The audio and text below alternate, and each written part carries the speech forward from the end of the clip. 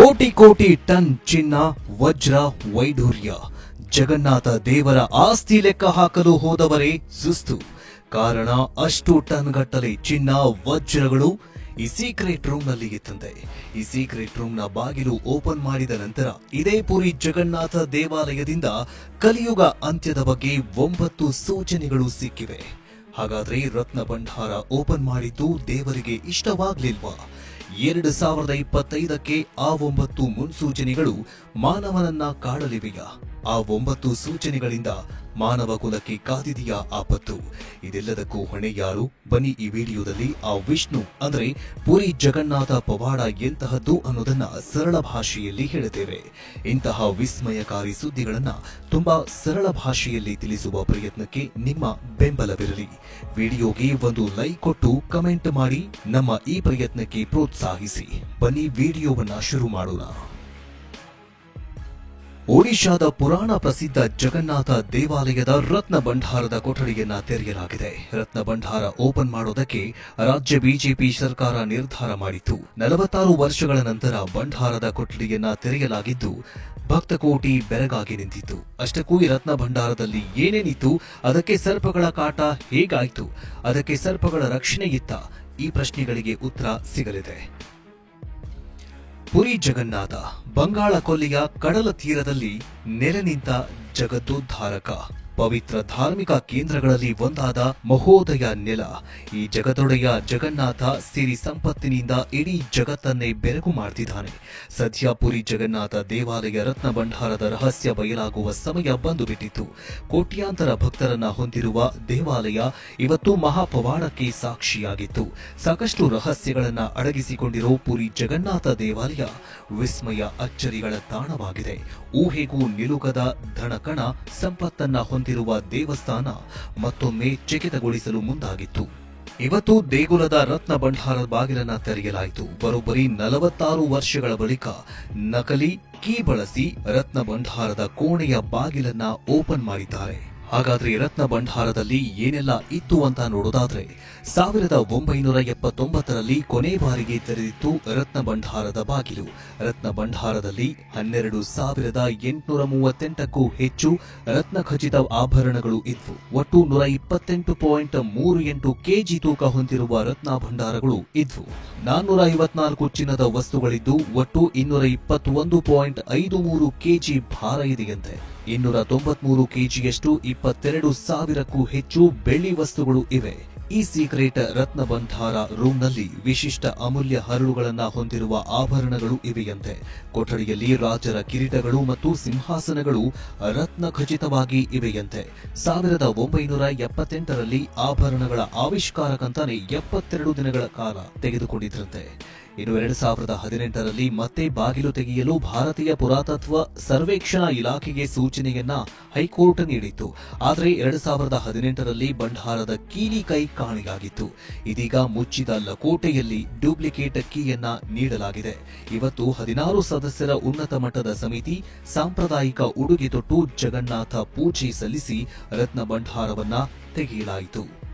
ಅಂದಹಾಗೆ ದೇವಾಲಯದ ನಿಧಿಗೆ ಸರ್ಪಗಳ ಕಾವಲಿರತ್ತೆ ಅನ್ನೋ ನಂಬಿಕೆಯಿದೆ. ದೇವತೆಗಳ ಬೆಲೆ ಬಾಳುವ ವಸ್ತುಗಳನ್ನ ಸರ್ಪಗಳ ಗುಂಪು ಬಹಳ ನಿಷ್ಠೆಯಿಂದ ಕಾಪಾಡುತ್ತವೆ ಎಂಬ ದಂತಕಥೆಗಳು ಇವೆ. ಈ ಕಾರಣಕ್ಕೆ ಖಜಾನೆ ತೆರೆಯುವ ಸಂದರ್ಭದಲ್ಲಿ ಹಾವು ಹಿಡಿಯುವವರು, ವೈದ್ಯರು ಮತ್ತು ವಿಪತ್ತು ನಿರ್ವಹಣಾ ಸಿಬ್ಬಂದಿಯ ತಂಡಗಳು ಸ್ಟ್ಯಾಂಡ್ ಬೈ ನಿಂತಿದ್ವು. ಈ ಭಂಡಾರದಲ್ಲಿ ಅಮೂಲ್ಯ ಲೋಹಗಳು, ಪುರಾತನ ಆಭರಣಗಳು ಇವೆ. ಕೋಟಿ ಕೋಟಿ ಬೆಲೆ ಬಾಳುವ ಚಿನ್ನ, ಬೆಳ್ಳಿ ಮತ್ತು ವಜ್ರ ವೈಢೂರ್ಯಗಳಿಂದ ತುಂಬಿ ತುಳುಕ್ತಾಗಿದೆ. ಕಳೆದ ಎಲೆಕ್ಷನ್ ಟೈಮಲ್ಲಿ ಮೋದಿ ಕೊಟ್ಟ ಮಾತಿನಂತೆ ರತ್ನ ಭಂಡಾರದ ಬಾಗಿಲನ್ನ ತೆರೆದಿದೆ. ಈ ಕ್ಷಣಕ್ಕೆ ಜಗದೇಕ ಒಡೆಯ ಜಗನ್ನಾಥನ ಕೋಟಿ ಕೋಟಿ ಭಕ್ತರು ಕಾತುರ, ಆಶ್ಚರ್ಯಚಕಿತರಾಗಿ ಕಾದು ಕುಳಿತಿದ್ರು. ಒಡಿಶಾದ ಪುರಿ ಜಗನ್ನಾಥ ದೇವಾಲಯದ ರತ್ನ ಭಂಡಾರದ ಕೋಣೆಯ ಬಾಗಿಲು ತೆರೆಯುವ ಪ್ರಕ್ರಿಯೆ ಶುರುವಾಗಿತ್ತು. ಬರೋಬ್ಬರಿ 46 ವರ್ಷಗಳ ನಂತರ ದೇವಾಲಯದ ಆಡಳಿತ ಸಮಿತಿ ರತ್ನ ಖಚಿತ ಭಂಡಾರದ ಕೋಣೆಯ ಬಾಗಿಲನ್ನ ತೆರೆಯುವುದಕ್ಕೆ ಮುಂದಾಗಿದ್ದಾಗ ಒಂದು ದೊಡ್ಡ ಕಾಳಿಂಗ ಸರ್ಪ ಮುಂದು ಬಂದು ನಿಂತಿದ್ದಂತೆ. ಇನ್ನು 1979ರಲ್ಲಿ 70 ದಿನಗಳ ಕಾಲ ಸಂಪತ್ತಿನ ಮೌಲ್ಯವನ್ನ ಸಮಿತಿ ಲೆಕ್ಕ ಹಾಕಿತ್ತು.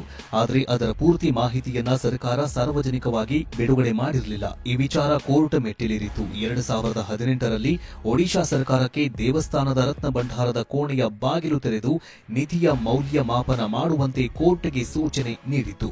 ಆಗ ಸಮಿತಿಗೆ ತಮ್ಮ ಬಳಿ ಇರೋದು ನಕಲಿಕಿ ಅನ್ನುವುದು ಗೊತ್ತಾಗಿ ಕೊಠಡಿ ಒಳಗೆ ಹೋಗಲು ಸಾಧ್ಯವಾಗಿರಲಿಲ್ಲ. ಇದರಿಂದ ಭಕ್ತಾದಿಗಳಲ್ಲಿ ಆತಂಕ ಮನೆ ಮಾಡಿತ್ತು. ತುಂಬಾನೇ ನಿಗೂಢ ರಹಸ್ಯವನ್ನೇ ಹೊದ್ದು ನಿಂತಿರುವ ಪುರಿ ಜಗನ್ನಾಥ ದೇವಾಲಯವನ್ನ ಕಟ್ಟಿದ್ದು ಯಾರು, ಆಭರಣಗಳನ್ನ ಕೊಟ್ಟವರು ಯಾರು ಅನ್ನೋ ಪ್ರಶ್ನೆಯೂ ಕೂಡ ಮೂಡದೇ ಇರೋದಿಲ್ಲ. ಕ್ರಿಸ್ತಶಕ 1150ರಲ್ಲಿ ಒಡಿಶಾದ ಸುತ್ತಲಿನ ಪ್ರದೇಶವು ಗಂಗ ರಾಜವಂಶದ ಆಳ್ವಿಕೆಯಲ್ಲಿತ್ತು. ಗಂಗರ ರಾಜನಾಗಿದ್ದ ಅನಂತವರ್ಮನ ಚೋಡಗಂಗಾ ದೇವ ಈ ದೇಗುಲ ನಿರ್ಮಾಣ ಮಾಡಿದ. ಕ್ರಿಸ್ತಶಕ 1161ರಲ್ಲಿ ದೇಗುಲ ನಿರ್ಮಾಣ ಕಾರ್ಯ ಪೂರ್ಣಗೊಂಡಿತ್ತು. ಅನಂಗ ಭೀಮದೇವ ಕ್ರಿಸ್ತಶಕ 1238ರವರೆಗೆ ಒಡಿಶಾ ಪ್ರದೇಶವನ್ನ ಆಳಿದ. ಆತನ ಅಧಿಕಾರದ ಅವಧಿಯಲ್ಲಿ ಪುರಿ ಜಗನ್ನಾಥ ದೇವಾಲಯಕ್ಕೆ 1.2 ಲಕ್ಷ ತೊಲೆ ಚಿನ್ನವನ್ನ ದಾನವಾಗಿ ನೀಡಿದ್ದ ಎಂಬ ಇತಿಹಾಸ ಇದೆ. 1465ರಲ್ಲಿ ರಾಜ ಕಪಿಲೇಂದ್ರ ದೇವ ಕೂಡ ಸಾಕಷ್ಟು ಚಿನ್ನವನ್ನ ದಾನ ಮಾಡಿದ್ದಾನೆ. ಈಗ ಈ ರತ್ನ ಭಂಡಾರವನ್ನ ತೆಗೆದ ನಂತರ ಪುರಿ ಜಗನ್ನಾಥ ದೇವಾಲಯ ಮತ್ತು ಒಡಿಶಾದಲ್ಲಿ ದೊಡ್ಡ ಪ್ರಮಾದವೇ ನಡೀತಾಗಿದೆ. ಪ್ರಕೃತಿ ವಿಕೋಪಗಳು ಜಾಸ್ತಿ ಆಗ್ತಾಗಿದೆ. ಮುಂದಿನ ದಿನಗಳಲ್ಲಿ ಕಲಿಯುಗ ಅಂತ್ಯದ ಭವಿಷ್ಯವನ್ನ ಭವಿಷ್ಯ ಮಾಲಿಕೆಯಲ್ಲಿ ಬರೆದಿಡಲಾಗಿದೆ. ಸೀಕ್ರೆಟ್ ರೂಮ್ ಓಪನ್ ಆದ ಬಳಿಕ ಪುರಿ ಜಗನ್ನಾಥ ದೇವಾಲಯದಿಂದ 9 ಸೂಚನೆಗಳು ಮಾನವ ಕುಲಕ್ಕೆ ತಲೆನೋವಾಗಿದೆ. ಹಾಗಾದ್ರೆ ಆ 9 ಸೂಚನೆಗಳು ಯಾವುವು, ಯಾವ ಭವಿಷ್ಯ ಮಾಲಿಕೆಯಲ್ಲಿ ಬರೆಯಲಾಗಿದೆ ಅನ್ನೋದನ್ನ ನೋಡೋದಾದ್ರೆ 500 ವರ್ಷಗಳ ಹಿಂದೆ ಬರೆಯಲ್ಪಟ್ಟ ಭವಿಷ್ಯ ಸರಣಿಯಲ್ಲಿ ಹೇಳಿದ ಪ್ರಕಾರ ಈ ಭೂಮಿಯ ಮೇಲೆ ಹಲವಾರು ಬದಲಾವಣೆಗಳು ನಡೆಯಿತು. ಮೊದಲನೇದಾಗಿ ಕಲಿಯುಗವು ಅಂತ್ಯವಾಗತ್ತೆ, ನಂತರ ಮಹಾವಿನಾಶವೂ ಬರುತ್ತೆ, ಆ ನಂತರ ಹೊಸ ಯುಗ ಒಂದು ಆರಂಭವಾಗತ್ತೆ. 16ನೇ ಶತಮಾನದಲ್ಲಿ ಒಡಿಶಾದಲ್ಲಿ ಮುಖ್ಯವಾಗಿ 5 ಋಷಿಮುನಿಗಳು ಇದ್ರು. ಅವರು ಎಲ್ಲಾ ವಿದ್ಯೆಗಳಲ್ಲಿ ನಿಪುಣರಾಗಿದ್ರು. ಅವರಲ್ಲಿ ಅಚ್ಯುತ ರಾಮದಾಸ್ ಮಹರ್ಷಿಗೆ ಭೂತ ಭವಿಷ್ಯ ವರ್ತಮಾನ ಕಾಲಗಳ ಬಗ್ಗೆ ಒಳ್ಳೆಯ ಹಿಡಿತ ಇತ್ತು.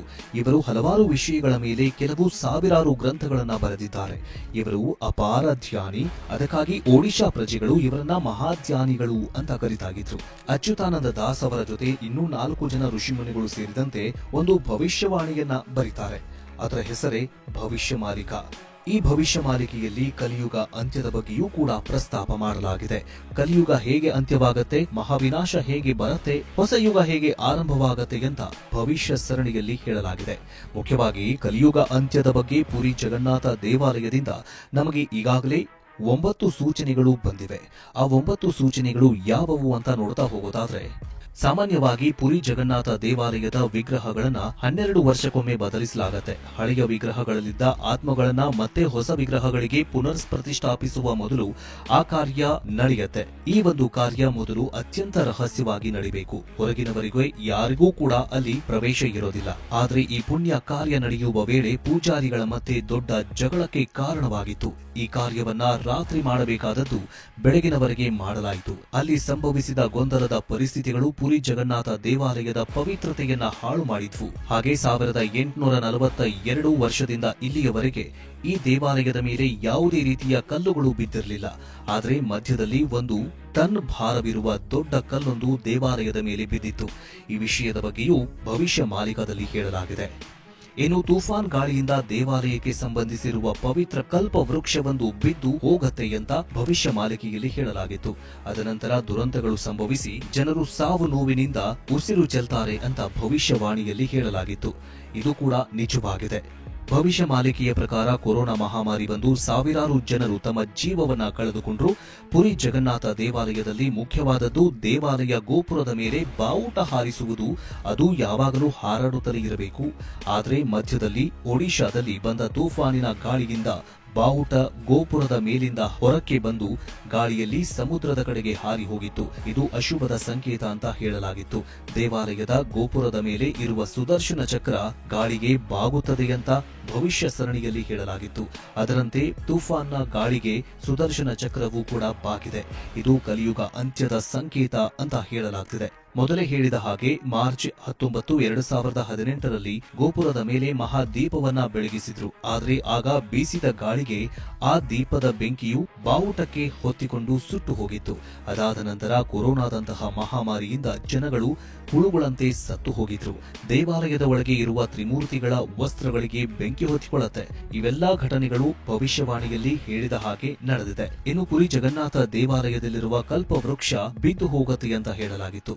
ಅಂದು 2020ರಲ್ಲಿ ಬಂದ ತೂಫಾನ್ಗೆ ಆ ಕಲ್ಪವೃಕ್ಷ ನೆಲಸಮವಾಗಿತ್ತು. ಇನ್ನು ಈ ದೇವಸ್ಥಾನದ ಗೋಪುರದ ಮೇಲೆ ಯಾವುದೇ ರೀತಿಯ ಪಕ್ಷಿಗಳಾಗ್ಲಿ ಹೆಲಿಕಾಪ್ಟರ್ಗಳಾಗ್ಲಿ ಹಾರಾಡುವಂತಿಲ್ಲ. ಆದ್ರೆ ಈ ಕಲಿಯುಗದಲ್ಲಿ ನಿಗೂಢ ಪಕ್ಷಿ ಬರುತ್ತೆ, ಜೊತೆಗೆ ಆ ಪಕ್ಷಿಯು ಗೋಪುರದ ಮೇಲೆ ಕೂತುಕೊಳ್ಳುತ್ತೆ ಅಂತ ಭವಿಷ್ಯವಾಣಿಕೆಯಲ್ಲಿ ಬರೆಯಲಾಗಿತ್ತು. ಅದರಂತೆ ಒಂದು ಪಕ್ಷಿ ಕುಳಿತುಕೊಂಡು ಆಶ್ಚರ್ಯಚಕಿತಗೊಳಿಸಿತ್ತು. ಹೀಗೆ ಪುರಿ ಜಗನ್ನಾಥ ದೇವಾಲಯದಲ್ಲಿ ರಕ್ತಪಾತ ಸಂಭವಿಸುತ್ತೆ ಅಂತ ಭವಿಷ್ಯ ಸರಣಿಯಲ್ಲಿ ಹೇಳಲಾಗಿದೆ.